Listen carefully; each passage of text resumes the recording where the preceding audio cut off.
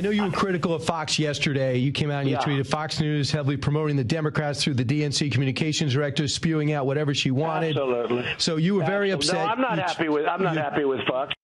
All right, well, I think the president watches Fox. I also think he is getting sick of Fox, which is weird because I think he gets pretty fair coverage at Fox. But the president making clear to fact-check him is to be all but dead to him, and his legion of supporters who let me know in no uncertain terms I am either with him totally or I am a never-Trumper fully. There are no grays, no middle ground. You're either all in or you're just out. Loyal on everything or not to be trusted on anything, which could explain the president himself this week bashing Fox News yet again, urging his supporters to stop watching the channel, to quote tweet, "Fox isn't working for us anymore." Well, first of all, Mr. President, we don't work for you. I don't work for you.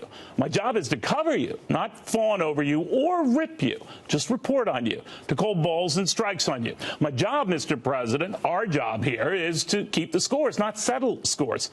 Now, in my case, to report the economic numbers when they're good and when they're bad, when the markets are soaring and when they're tumbling, when trade talks look like they're coming together and when they look like they're falling apart. It is called being fair and balanced, Mr. President, yet it is fair to say you're not a fan when that balance includes stuff you don't like to hear or facts you don't like to have questioned.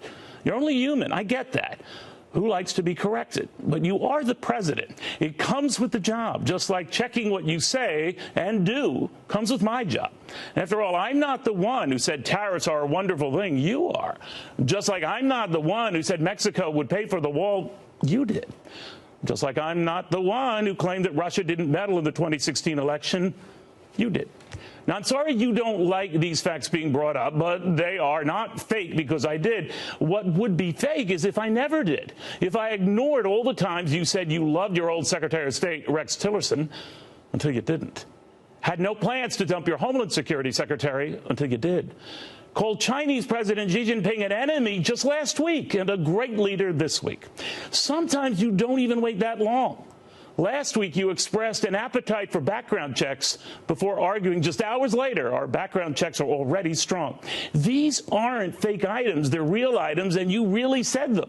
Just like you never paid to silence a porn star until it turns out you did. Never ordered your former White House counsel Don McGahn to fire Bob Mueller until we learned you tried.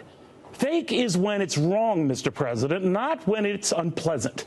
Just like it isn't and wasn't fake when you said the Access Hollywood tape wasn't real when it was, or that you inherited a depression from Barack Obama when you didn't, or that you ripped quantitative easing when he was president, but are furious the Federal Reserve isn't doing the same for you now that you're president.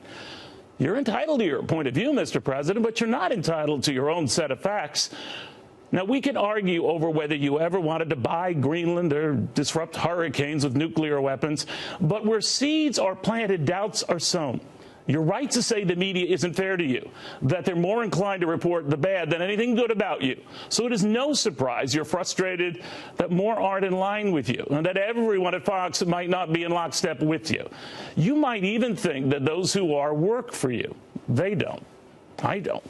Hard as it is to fathom, Mr. President, just because you're the leader of the free world doesn't entitle you to a free pass. Unfortunately, just a free press. Good night.